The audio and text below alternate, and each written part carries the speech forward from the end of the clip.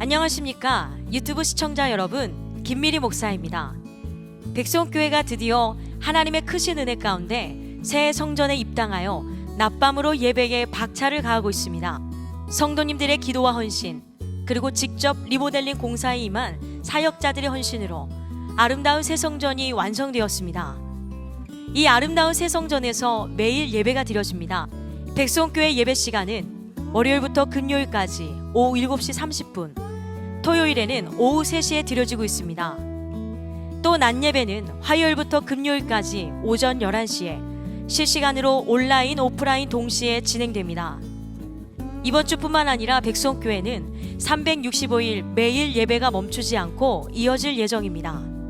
또한 백성교회 본 성전 이외에도 대구 백성교회, 보령 백성수양관, 미국 LA 백성교회, 캐나다 토론토 백성교회에서도 계속해서 평일 집회가 진행됩니다. 코로나 기간 가운데 단 하루도 예배를 멈추지 않고 성장을 이룬 교회, 살아있는 예배 가운데 영혼육의 모든 질병이 치료되는 교회, 하나님과의 모든 막힌담이 허물어지고 강건한 내면을 소유하게 만드는 교회, 깨어졌던 가정을 회복시켜 천국 가정을 이루게 만드는 교회, 전 교인 사역자와 전 교인 능력자가 이루어지는 교회, 기적의 현장, 변화의 현장, 치유의 현장, 사랑이 넘치는 백성교회로 여러분을 초대합니다.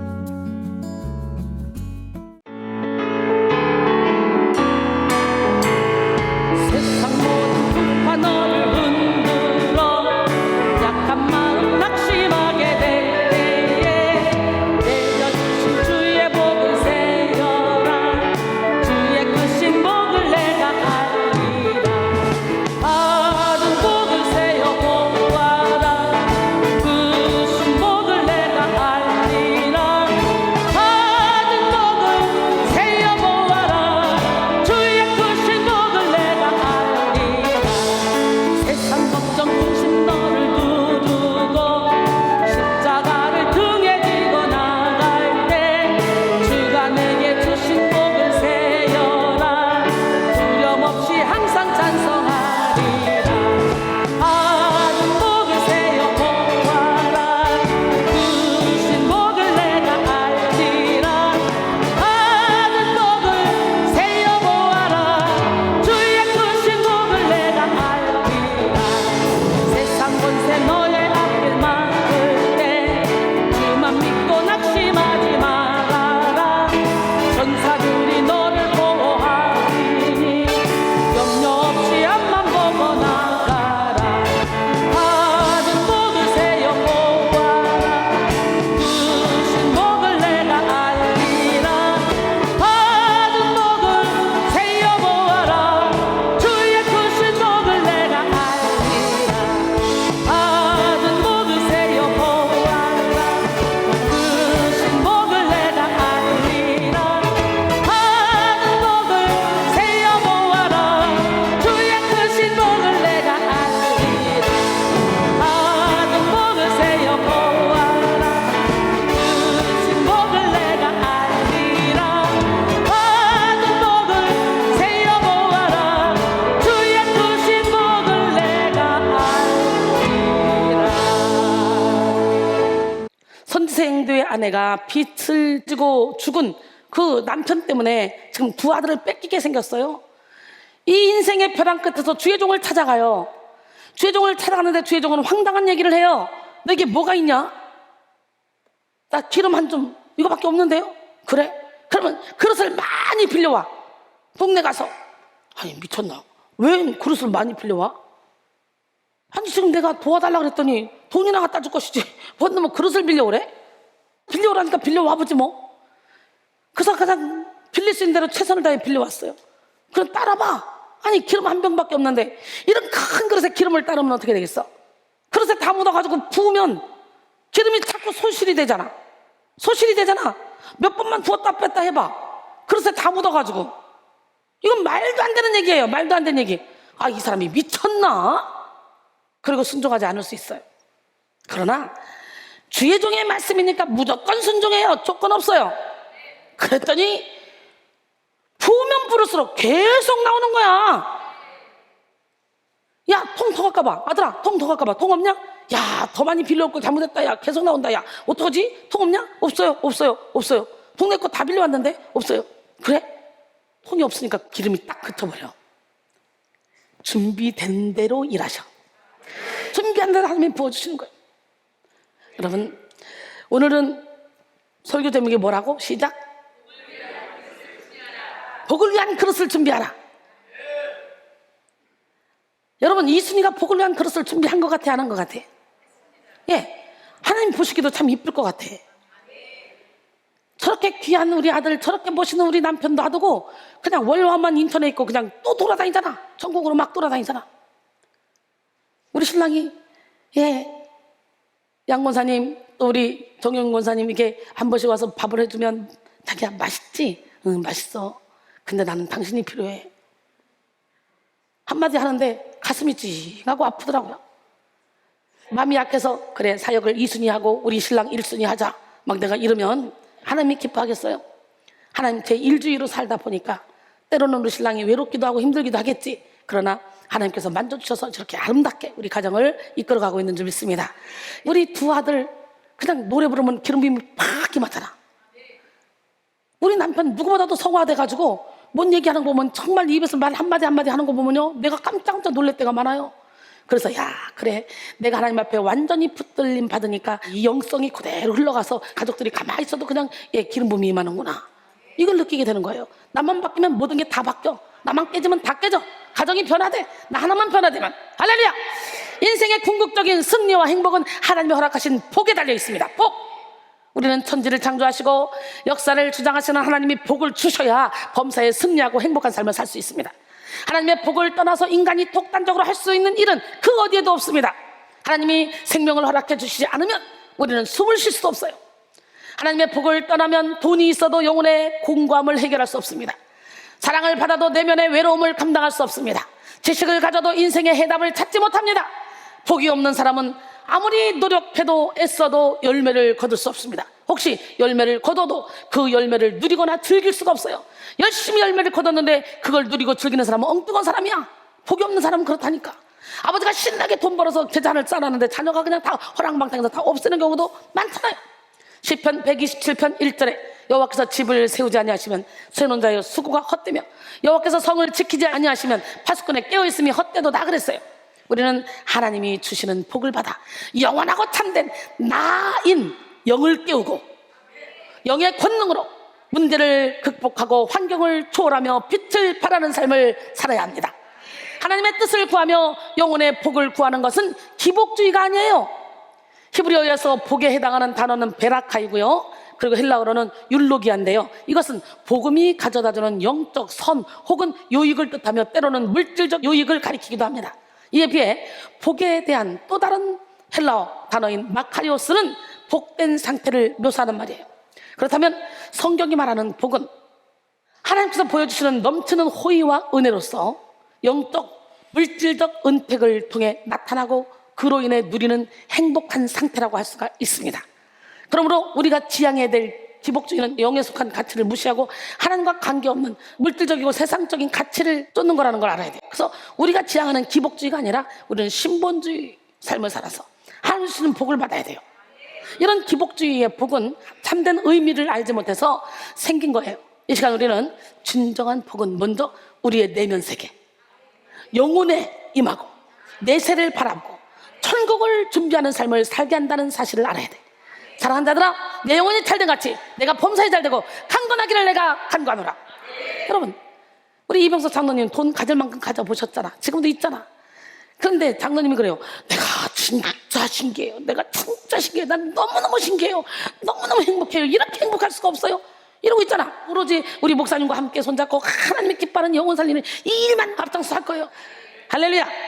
영혼 위에 임한 하나님의 복은 순차적으로 물질적이고 외면적인 세계로 표출이 돼. 내 영혼이 잘 되면 범사가 잘 되고 형통하게 돼.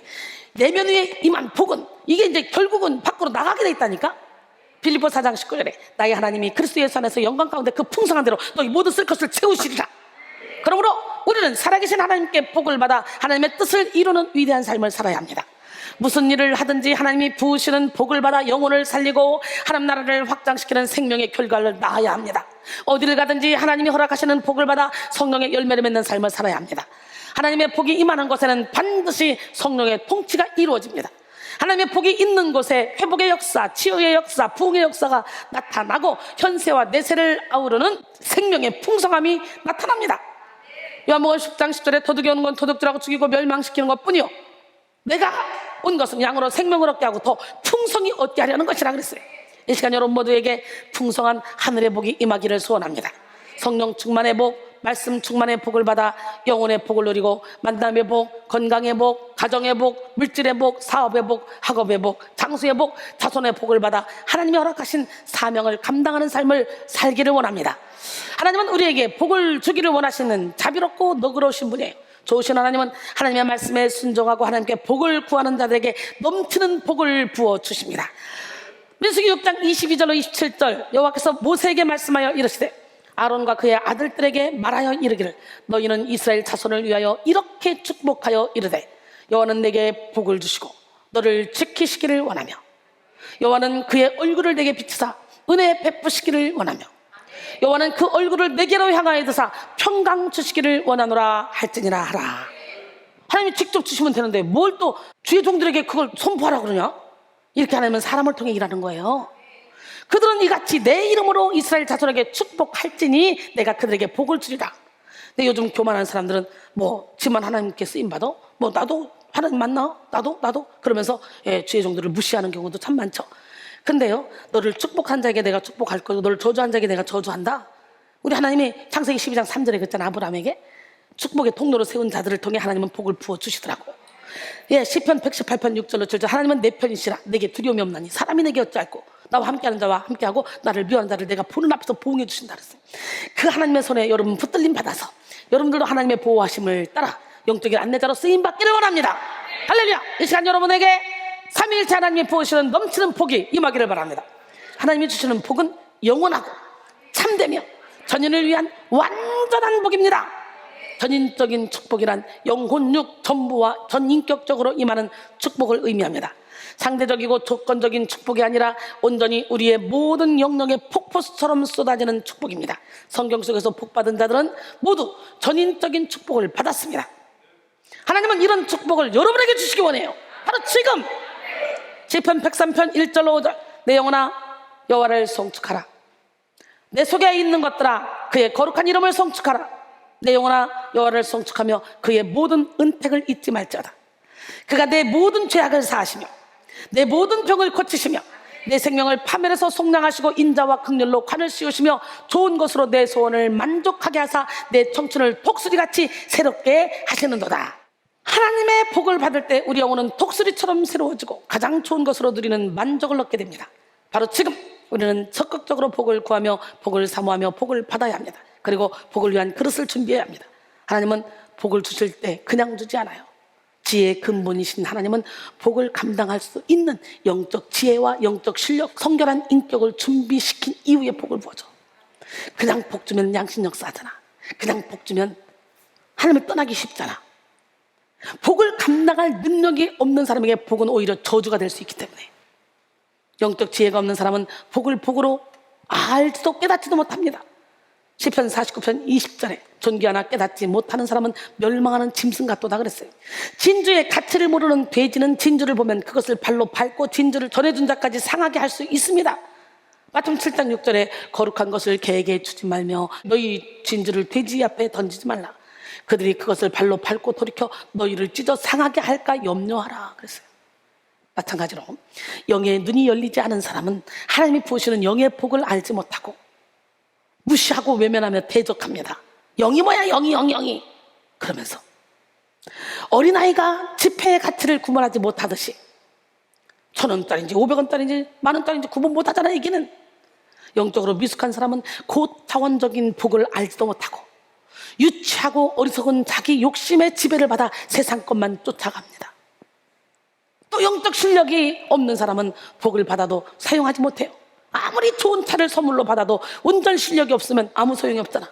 아무리 큰 축복을 받아도 영적 실력이 없으면 아무 소용이 없어요. 믿음이 없으면 아무 효력이 없어요. 믿음이 없는 사람은 복을 주시길 원하는 하나님의 마음을 모르고 복을 구하지 않습니다. 혹 복을 받아도 받은 복을 활용하지도 못해요. 뿐만 아니라 복을 위한 영적 준비가 안 된 사람은 받은 복을 오용하여 스스로 멸망의 길로 갈 수도 있습니다. 사명 감당하라고 허락된 물질의 복을 남용하여 탐욕의 길로 가고, 주님의 뜻을 이루라고 허락된 재능의 복을 과시하여 교만의 길로 갈 수도 있습니다. 생명을 살리라고 주신 검으로 생명을 죽일 수도 있습니다.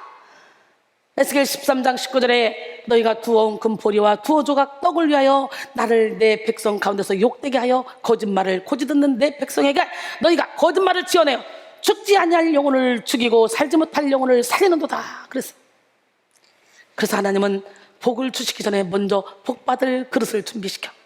저도 여러분을 훈련시키다 보면 교만하죠. 말귀 못 알아듣죠. 그러면 일단은 보류합니다. 막 밀어주려고 밀어주다가 딱 이 사람이 교만하죠. 말귀 못 알아듣죠. 소통이 안 되죠. 일단 밀어놔요. 아직 복받을 그릇이 준비가 안 돼서. 지금 신학해서 목사가 되는 게 문제가 아니에요. 그릇이 먼저 준비되는 게 문제예요. 신학해서 그릇이 준비 안 된 상태에서, 교만한 상태에서 신학해서 목사 돼봐. 교만만 해가지고 이거 고쳐지도 못해 이거 다 해봤거든. 나 알거든. 심각해지는 거죠. 넘치도록 복을 주시길 원하시는 하나님은 먼저 우리에게 인격의 그릇, 믿음의 그릇, 성결의 그릇, 말씀의 그릇, 기도의 그릇, 헌신의 그릇을 준비시키고, 준비한 그릇만큼 우리에게 복을 부어주십니다. 그러므로 바로 지금 우리는 복을 위한 그릇을 준비해야 돼요. 그릇을 준비해야 돼요. 어떤 그릇? 깨끗한 그릇을 준비해야 돼요. 크고 넓은 그릇을 준비해야 돼요. 깊은 그릇을 준비해야 돼요. 작은 그릇은 작은 복밖에 담지 못합니다. 우리는 복을 위한 무한한 영혼의 그릇을 준비해야 돼요. 성경은 종종 사람을 그릇에 비유하죠. 사도 바울을 향하여서는 이방인 선교를 위하여 택한 나의 그릇이다 라고 표현했습니다. 사도행전 9장 15절에 주께서 이르시되 가라, 이 사람은 내 이름을 이방인과 임금들과 이스라엘 자손들에게 전하기 위하여 택한 나의 그릇이다. 할렐루야. 반대로 하나님 앞에 바로 서지 못한 여호야긴이라고도 불리는 그런 고니야 왕에 대해서는 천하고 깨진 그릇이라고 표현했어요. 예레미야 22장 28절, 이 사람 고니야는 천하고 깨진 그릇이냐? 좋아하지 아니하는 그릇이냐? 어찌하여 그와 그의 자손이 쫓겨나서 알지 못하는 땅에 들어갔는고? 여러분 어때요? 천한 그릇, 깨진 그릇, 하나님이 기뻐하지 않는 그릇은 아닙니까? 하나님이 택한 큰 그릇들이 다 되기를 원합니다. 그래서 그 큰 그릇 만들기 위해서 우리가 날마다 영성훈련을 받고 있잖아요. 우리도 여러 방면에서 스케일이 큰 사람을 가리켜 뭐라고 말합니까? 시작. 야, 저 사람은 정말 그릇이 크구나. 그죠? 또 생각의 폭이 좁고 기백이 부족한 사람을 향해서 뭐라고 합니까? 야, 저 사람은 그릇이 진짜 작다 라고 말하죠. 이처럼 참으로 우리의 존재는 그릇과 같습니다. 그릇의 가치는 그 안에 담긴 내용물에 따라 달라집니다. 그렇듯이 우리의 가치 역시 우리 안에 무엇을 담고 있느냐에 따라서 달라지는 거예요. 같은 그릇이라도 보석을 담으면 보석 그릇이 되고, 보약을 담으면 보약 그릇이 되고, 사약을 담으면 죽이는 사약 그릇이 되는 거예요. 쓰레기를 담으면 쓰레기통이 되는 거예요. 우리의 내면에 성령을 모실 때 우리의 존재는 고귀한 하나님의 성전이 됩니다. 고린도전서 3장 16절로 17절, 너희는 너희가 하나님의 성전인 것과 하나님의 성령이 너희 안에 계시는 것을 알지 못하느냐? 누구든지 하나님의 성전을 더럽히면 하나님이 그 사람을 멸하시리라. 하나님의 성전은 거룩하니 너희도 그러하니라. 그랬어요. 마귀의 성질과 행실을 우리의 마음에 채울 때 우리는 마귀의 수하로 전락하게 됩니다. 마음의 문을 지키는 것이 신앙인의 기본 자세입니다. 우리는 언제든지 깨어서 마음을 지키지 않으면 사탄의 표적이 될 수 있다는 걸 알아야 돼요. 잠언 4장 23절에 모든 지킬 만한 중에 더욱 내 마음을 지키라. 생명의 근원이 이에서 남이라 그랬어요. 할렐루야. 로마서 6장 13절 또한 너희 지체를 불의의 무기로 죄에게 내주지 말고 오직 너희 자신을 죽은 자 가운데서 다시 살아난 자 같이 하나님께 드리며 너희 지체를 의의 무기로 하나님께 드리라. 할렐루야. 사도 바울은 우리 인간의 몸을 이런 그릇으로 비유했죠. 몸은 헬라어로 소마, 따라합니다. 시작. 소마, 빈 그릇, 소마, 중성적인 성질로 빈 그릇을 의미하는데요, 인간에게는 자기 내면에 무엇으로 채울지 결정할 수 있는 자유의지가 있어요. 자유의지. 우리는 하나님이 허락하신 성령의 능력에 믿음으로 반응해서 지금까지 내면에 쌓아놓은 죄와 상처, 어둠의 세력을 몰아내고 성령 하나님만을 모셔드려야 합니다. 베드로전서 3장 4절에 오직 마음에 숨은 사람을 온유하고 안정한 심령에 썩지 않을 것으로 하라. 이는 하나님 앞에 값진 것이니라 그랬어요. 지금 여러분의 영혼의 그릇은 무엇으로 채워져 있습니까? 우리는 영혼의 그릇에 담긴 내용에 따라 인생을 살아가게 됩니다. 영혼의 그릇에 분노의 영이 있으면 분노하며 살게 됩니다. 영혼의 그릇에 욕심의 영이 있으면 욕심을 부리면서 살게 됩니다. 영혼의 그릇에 교만의 영이 있으면 교만하게 살게 됩니다. 마태복음 12장 34절로 35절, 독사의 자식들아, 너희는 악하니 어떻게 선한 말을 할 수 있느냐? 이는 마음에 가득한 것을 입으로 말합니다. 선한 사람은 그 쌓은 선에서 선한 것을 내고 악한 사람은 그 쌓은 악에서 악한 것을 내느니라 그랬어요. 우리는 우리 영혼의 그릇을 깨끗하게 비우고 오직 예수 그리스도의 영을 모시고 살아야 합니다. 영혼의 밀실까지 예수 그리스도의 보혈로 씻음받고 보배이신 예수 그리스도의 생명을 우리 몸에 나타내며 살아야 합니다. 고린도서 4장 10절에 우리가 항상 예수의 죽음을 우리 몸에 짊어지면 예수의 생명이 또한 우리 몸에 나타나게 하려 함이라. 할렐루야. 영혼의 그릇에 오직 예수 그리스도만을 모신 사람은 이제 그릇을 넓혀야 됩니다. 영혼의 그릇을 제한하는 모든 인간적인 변명을 십자가에 못 박고 성령의 권능으로 그릇을 확장시켜야 합니다. 큰 그릇을 준비하여 큰 복을 받고, 넓은 그릇을 준비하여 넓은 그릇을 받고, 깊은 그릇을 준비하여 깊은 그릇을 받고, 높은 그릇을 준비하여 높은 복을 받아야 돼요. 에베소 3장 18절에 19절, 능히 모든 성도와 함께 지식에 넘치는 그리스도의 사랑을 알고 그 너비와 길이와 높이와 깊이가 어떠함을 깨달아 하나님의 모든 충만하신 것으로 너에게 충만하게 하시기를 구하노라. 할렐루야. 우리는 하나님의 사랑으로 가득 채워 하나님 주신 복으로 이 어두운 세상 속에서 빛을 발하고 많은 영혼을 살리며 교회를 세우는 일에 앞장서야 합니다. 준비의 시간은 무한대로 허락되지 않습니다. 하나님의 말씀은 계속적으로 깨어있으라 준비하라고 하시죠. 하지만 어리석은 사람들은 롯의 딸과 정혼한 남자들처럼 농담으로 여기거나 노아 때처럼 관심조차 두지 않고 죽는 순간 바로 전까지 먹고 마시고 즐기며 준비할 때를 놓쳐버리죠. 창세기 19장 14절에 롯이 나가서 그 딸들과 결혼할 사위들에게 말하여 이르기를 여호와께서 이 성을 멸하실 터이니 너희는 일어나 이곳에서 떠나라 하되 그의 사위들은 농담으로 여겼더라. 마태복음 24장 37절에 39절, 노아의 때와 같이 인자의 임함도 그러하니라. 홍수 전에 노아가 방주에 들어가던 날까지 사람들이 먹고 마시고 장가들고 시집가고 그러고 있으면서 홍수가 나서 그들을 다 멸하기까지 깨닫지 못하였으니 인자의 임함도 이와 같으리라 그랬어요. 도적같이 오시죠. 주님은 기름 준비해야 돼요. 또한 복을 받을 기회가 와도 그 기회를 잡지 못하고 이리저리 핑계를 댑니다. 누가복음 14장 16절 이하에 보면 잔치를 베풀었어요. 그리고 초대를 합니다. 근데 다 자기 말합니다. 나는 밭을 샀음에, 나는 소 5개를 샀음에, 나는 장가 들었음에 가지 못하겠노라. 지금 여러분 어떻습니까? 복을 위한 영혼의 그릇을 준비하셨습니까? 그릇 준비는 하지 못하고 치료받기를 원하고 능력받기를 원하고 해결받기를 원하고 있지는 않습니까? 바로 지금 복을 위한 그릇을 준비해야 됩니다. 바로 지금. 오늘 본문 말씀은 엘리사가 남편을 잃은 선지자 생도의 아내를 돕기 위해 행한 이적에 관한 이야기입니다. 엘리사가 가르치던 제자 한 사람이 죽게 되어 그 아내와 두 아들이 힘겹게 살고 있는데 돈을 빌려준 사람이 찾아왔어요. 돈을 빌려준 사람들은 아내가 돈을 갚을 능력이 없으니까 두 아들을 종으로 데려가겠다는 거예요. 남편을 잃고 두 아들까지 잃게 된 이 아내는 다급한 마음으로 엘리사 선자를 찾아가 도움을 구하죠. 까딱하면 두 아들 뺏기게 생겼잖아. 큰일 났잖아. 뺏기기 직전에 엘리사를 찾아가는 거예요. 인생의 벼랑 끝에서. 그때 엘리사는 집에 무엇이 있는지 물었어요. 그 선지생도의 아내가 아무것도 없다고 했으면 끝났을걸? 기름 한 그릇밖에 없어요. 우리 집은. 그러자 엘리사는 그러면 모든 사람에게 나가서 빈 그릇을 최대한 많이 빌려와. 그들은 더 이상 빌릴 그릇이 없을 정도로 준비했어요. 그릇을 제대로 많이. 그릇을 준비한 만큼 엘리사는 여인에게 기름을 거기다 부으라 그래. 말도 안 되지만 선생도의 아내와 그 두 아들은 그 기름을 계속 붓습니다. 그 엄마가 막 붓는데 너무 신기한 것은요, 부어도 계속 나오는 거예요. 결국은 그걸 팔아서 생활하라, 빚도 갚아라. 모든 문제가 해결됐어. 하나님은 이와 같이 우리에게 복을 위해 뭘 준비하라 그래? 그릇을 준비하라 그래. 그리고 준비한 만큼 복을 부으셔. 오럴 로버트는 당신이 준비한 축복의 그릇을 가지고 주님을 만나면 주님은 당신의 모든 요구를 채워주실 것이다 라고 했습니다. 바로 이 시간 복을 위한 그릇을 준비합시다. 복을 위해 우리는 무슨 그릇을 준비해야 되냐? 먼저 기도의 그릇을 준비해야 돼. 기도의 그릇. 기도에는 이런 종류가 나갈 수 없어. 본문 속 여인은 남편을 잃고 두 아들까지 잃게 된 처절한 상황 속에서 아무리 해도 스스로 문제를 해결할 수 없다는 걸 깨닫고 선자를 찾아가 이 사실을 말하고 도움을 구했습니다. 결정적인 순간에 기도하며 하나님의 능력을 의지한 거죠. 그녀는 부르짖으며 자신의 상황을 소상하게 아뢰며 도움을 요청했어요. 여인의 구체적인 상황 설명은 주님께 마음을 토하는 우리의 모습을 연상하게 합니다. 우리는 선자의 아내처럼 아픈 마음, 답답한 마음, 이 모든 상황을 모두 주님께 내놓고 부르짖어야 돼. 부르짖으면 굉장한 영적 능력이 있습니다. 영혼이 힘든 상황에 갇힐 수 있는 가능성을 차단하고 하나님만 바라보게 합니다.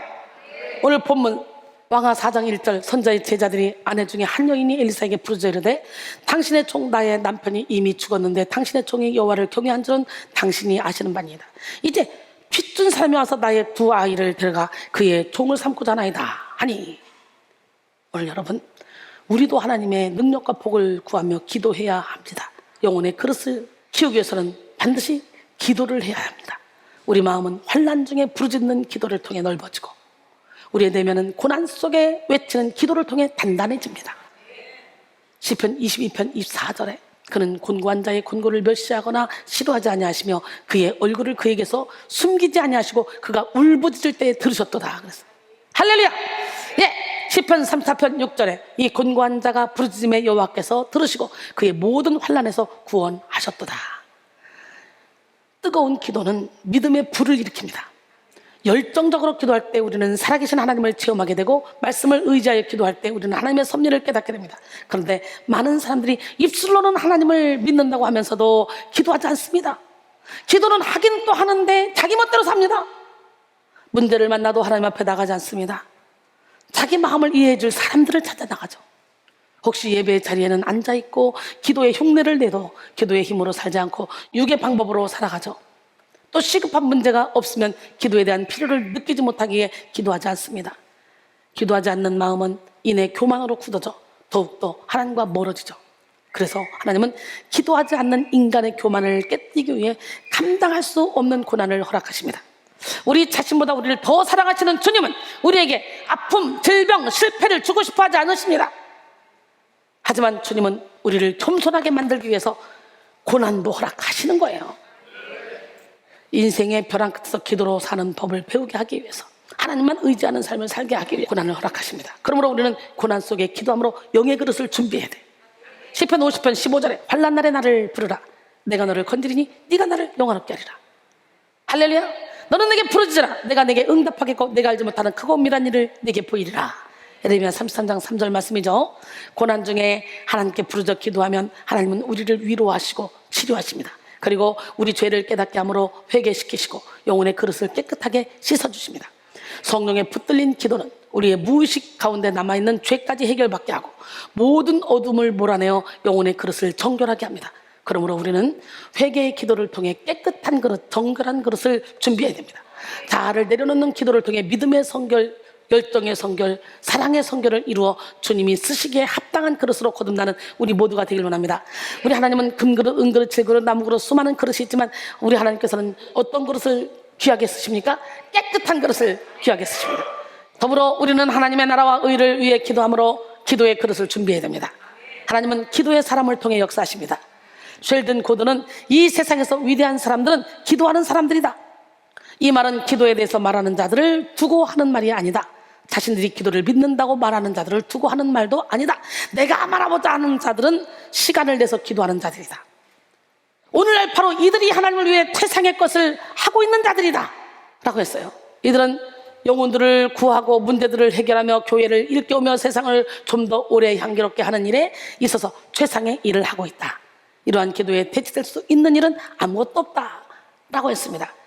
릴레이 기도 우리 대장님 앉아 계신데 참 매일매일 몇 시에 기도 들어갑니다. 기도 마칩니다. 그래서 밤새고 띵동 24시간 띵동거립니다.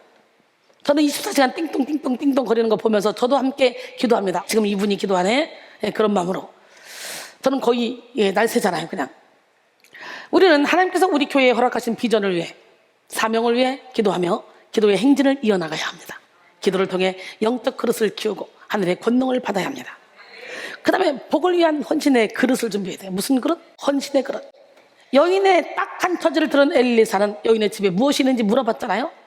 그랬더니 뭐라고 했어요? 여인이 계집종에 기름 한 그릇 외에 아무것도 없다 그랬죠. 성경 속 하나님은 자주 복을 부으시기 전에 먼저 무엇이 있는지 물으십니다. 모세를 애굽으로 보낼 때도, 출애굽시킬 때도 네 손에 무엇이 있는지 물었어요. 모세가 뭐라 그랬어요? 시작. 지팡이입니다. 지팡이밖에 없어요. 아무것도 없어요. 그 여호와께서 뭐래요? 그럼 그 지팡이를 땅에 던져라. 땅에 던졌더니 그것이 뱀이 되는 거예요. 모세가 뱀 앞에서 피하니까 여호와께서 모세에게 야, 네 손을 내밀어 그 꼬리를 잡아라. 뱀을 꼬리 잡으면 어떻게 돼? 물론 죽지. 그러니까 하나님의 명령은 결코 쉬운 게 아니야. 생명 걸고 가야 되는 거야. 잡으래. 근데 잡았더니 다시 지팡이가 되는 거지. 술사들도 같이 행하니까 모세의 지팡이가 뱀이 된 것이 그 술사들의 뱀을 다 잡아먹어버려. 할렐루야! 야, 멋지잖아요? 여러분, 사르밧 과부 집에 갔어요, 엘리야가. 아니, 근데 다 죽어가는 사람이요. 나뭇가지를 줍고 있어요. 야, 나 물 좀 한 그릇 갖다 줘. 물 가지러 가는데 수덕! 네 손에 떡 한 조각을 내기로 가져와. 그러니까 사르밧 과부가 뭐라고 말합니까? 당신 하나님 여호와께서 살아계심을 두고 맹세하노니 나는 떡이 없고 다만 통에 가루 한 움큼과 병에 기름 조금뿐이라. 내가 나뭇가지 둘을 주어다가 나와 내 아들을 위하여 음식을 만들어 먹고 그 후에는 죽으리라. 여러분, 그런데 그걸 나를 먼저 만들어 달라니까 순종했을 때 기름통에 기름이 가루통에 가루가 마르지 않는 역사가 3년 6개월 동안 일어났어. 오늘도 하나님은 우리에게 복을 부으시기 전에 먼저 무엇이 있는지 물어보십니다. 그리고 우리 손에 있는 나무 막대기, 통에 가루 조금, 병에 기름 조금, 또 우리에게 있는 보리떡 5개, 물고기 2마리, 이걸 찾으셔요. 여러분에게는 그게 뭡니까? 우리가 가진 것이 기름 한 그릇밖에 없다 할지라도 전부를 하나님께 내어놓기를 바라시는 하나님, 그것이 바로 헌신이죠. 신학자 란스 헤브너는 진정한 헌신의 의미를 이렇게 표현했습니다. 헌신은 85%로 만족할 수가 없습니다. 만일 여러분의 남편이나 아내가 여러분에게 여보, 나는 당신에게 대하여 전부는 못해도 85% 정도는 성실하게 살게요 라고 말한다면 기분이 어떻겠습니까? 그러면 15%는 네 맘대로 살겠다는 거예요? 그 성실하지 못한 15% 속에는 온갖 것이 들어갈 수 있잖아요. 그래서 헌신은 자신의 100%를 드리는 것이며 삶의 전 영역을 드리는 거예요. 헌신은 작고 부족한 것일지라도 최선의 것을 주님의 뜻을 위해 내놓는 것입니다. 아무리 작은 것이라도 주님께 드리기만 하면 성령의 권능을 나타내는 도구로 쓰임받게 됩니다. 모세의 손에 들린 지팡이는 홍해를 가르고 반석에서 물을 내는 성령의 도구가 되었습니다. 사르밧 과부가 내어놓은 밀가루 한 움큼, 기름 조금은 가뭄 기간 동안 기름통에 기름이 가루통에 가루가 마르지 않는 역사가 일어났죠. 할렐루야. 예수님께 드린 보리떡 5개와 물고기 2마리는 5,000명을 먹이고 12광주리를 남기는 역사를 일으켰어요. 그리고 또 오늘 여인의 기름 한 그릇은 끊임없이 기름을 만들어내는 성령의 그릇이 되었어요. 여러분의 기름 한 그릇은 무엇입니까? 이 여인은 자신이 가지고 있는 기름 한 그릇에 제한을 두지 않았어요. 작은 것이라도 하나님께 내놓으면 하나님이 역사를 일으키실 것이라는 걸 믿었어요. 이 시간 우리에게 있는 한 그릇의 기름을 내어놓음으로 끊임없이 흘러나오는 신령한 기름이 평생도록 우리의 삶에 넘쳐나기를 원해요. 우리는 하나님께 헌신하면 헌신할수록 하나님의 사랑과 능력을 알아가게 됩니다. 하나님의 뜻을 위해 자신의 시간, 물질, 노력을 바치고 생명을 바칠 때 영적 스케일이 커지고 차원이 다른 행복과 기쁨을 누리게 됩니다. 그래서 예물도 드려본 사람이 드릴 수 있는 거예요. 헌신도 해본 사람이 하는 거예요. 봉사도 해본 사람이 하는 거예요. 왜? 세상이 줄 수 없는 기쁨을 하나님이 주시거든. J.H. 소넬은 나의 전적인 헌신만이 하나님의 뜻을 아는 지식에 도달하는 유일한 방법이다 라고 했습니다. 하나님은 우리에게 없는 것을 억지로 만들어내라고 하시지 않아요. 할 수 없는 것을 하라고 하시지도 않아요. 할 수 있는 최선을 다해 주님을 구하게 하십니다. 아무리 어려운 사람도 예배 드릴 수 없는 사람은 없어요.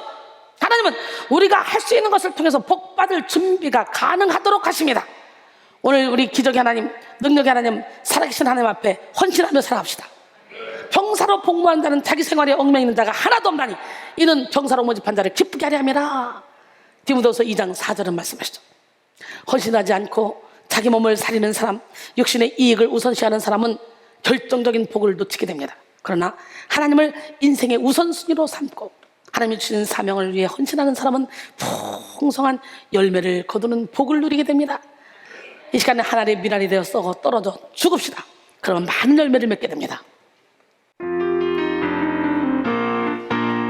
한날의 미랄, 한날의 미랄, 미랄 되어 깨어지리라.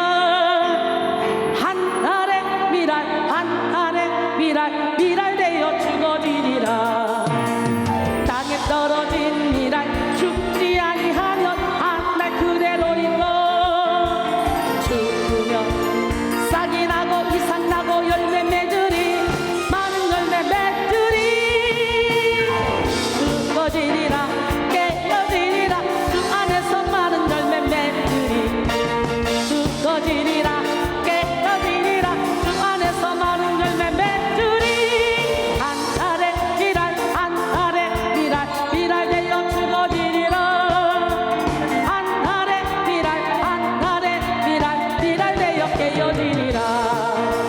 땅에 떨어진 미랄 죽지 아니하면 한날 그대로 있고, 죽으면 싹이 나고 이삭 나고 열매 맺으리. 많은 열매 맺으리. 죽어지리라 깨어지리라. 주 안에서 많은 열매 맺으리. 죽어지리라 깨어지리라. 주 안에서 많은 열매 맺으리. 축구 깨지면 수많은 열매를 맺게 돼요. 축구 깨지면 여러분이 요만한 일만 해도 이렇게 부각이 돼요. 깨지지 못하면 이렇게 일을 많이 해도 그거 전혀 인정 못 받아요.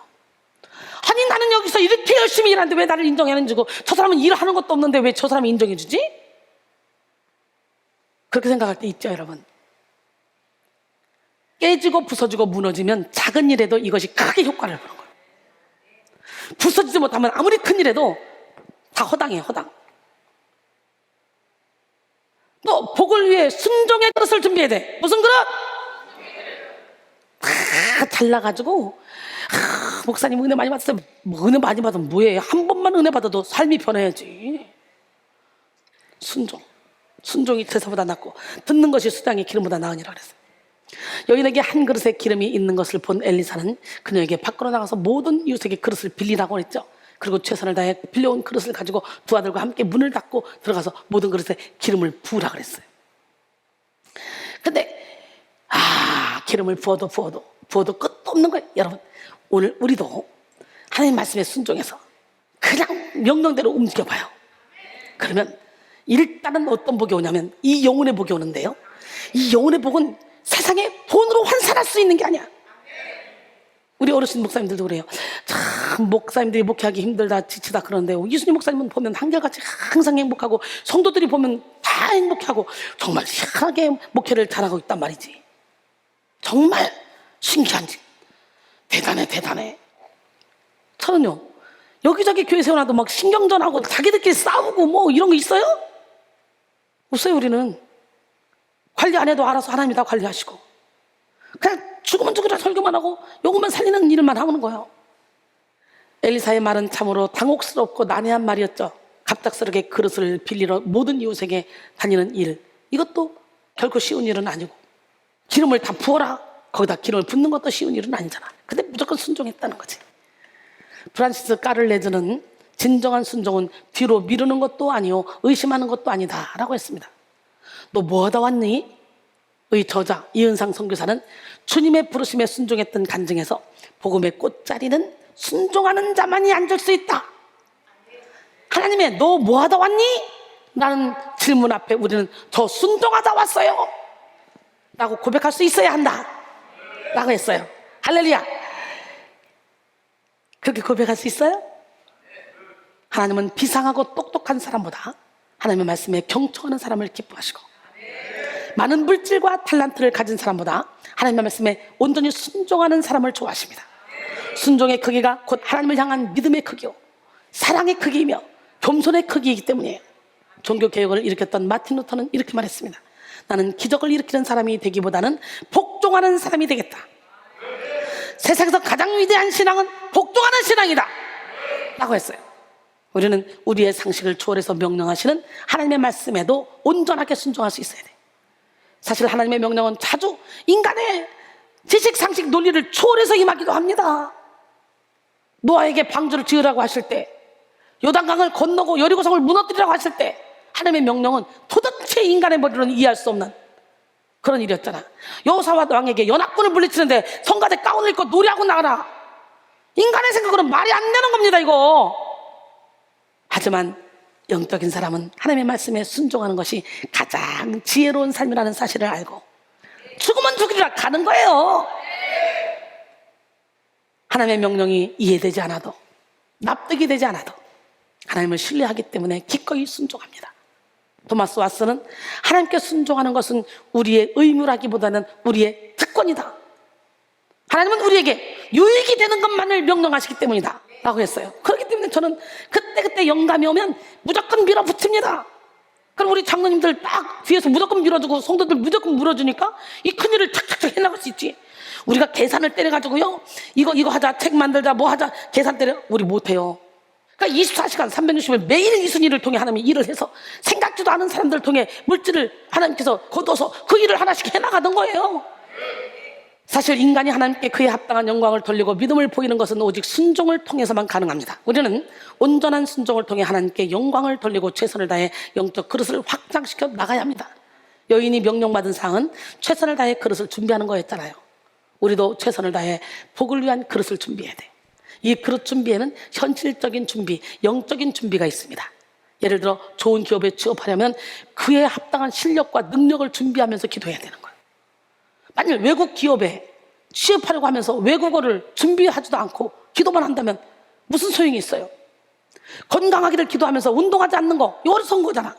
우리는 세상적인 실력과 능력을 준비하고 동시에 영적인 능력도 갖춰야 돼. 사실 영적인 준비가 되면 현실적인 준비는 저절로 따라오게 되어 있습니다. 영혼이 건강하고 밝은 사람은 저절로 열심히 공부하고 노력하는 삶을 살게 됩니다. 건강에 해로운 일은 하지 않습니다. 자기 몸을 돌보게 됩니다. 그러나 영적인 준비가 되지 않은 사람은 공부도 잘 안 되고 일을 열심히 해도 향방 없이 하게 되며 자신의 몸을 해치는 음식에 중독되고 과식되고 폭식하며 자신을 망치는 길로 가기 쉽습니다. 그러기에 우리는 먼저 영혼의 준비를 위해 말씀과 기도, 그리고 예배를 인생의 최우선으로 삼아야 합니다. 그리고 영혼의 준비에 최선의 노력을 다하고 있다면 공부, 운동과 같은 현실적인 준비도 병행해야 한다는 거예요. 잠언 21장 31절에 싸울날을 위하여 마병을 예비하거니와 이김은 여호와께느니라. 풍성하신 하나님을 믿는 사람은 현실적인 준비와 영적인 준비를 철저히 합니다.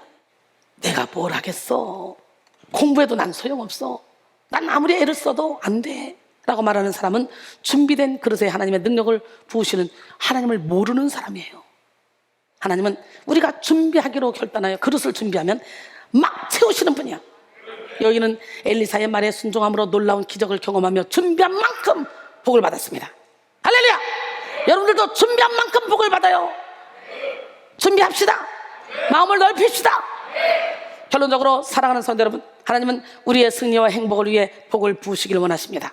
우리는 하나님이 허락하시는 영혼의 복, 물질의 복, 건강의 복, 가정의 복, 사업의 복, 만남의 복을 받아 넉넉히 하나님의 뜻을 이루는 삶을 살기 위해 먼저 복을 위한 그릇을 준비해야 돼요. 남편을 잃고 두 아들을 잃게 된 고난에 처한 여인이 엘리사에게 와서 부르짖는 것처럼 기도의 그릇을 준비하고, 이 여인이 자신의 전부인 기름 한 그릇을 내놓은 것처럼 헌신의 그릇을 준비해야 합니다. 또한 엘리사의 명령에 온전히 순종한 것처럼 순종의 그릇을 준비해야 돼요. 하나님은 준비된 기도의 그릇, 헌신의 그릇, 순종의 그릇에 복을 부으시고 하나님의 뜻을 이루십니다. 이 시간 여러분 모두가 최선을 다하여 복을 위한 그릇을 준비하여 형통의 축복을 받아 많은 열매 맺는 삶을 사시기를 주님의 이름으로 축원합니다.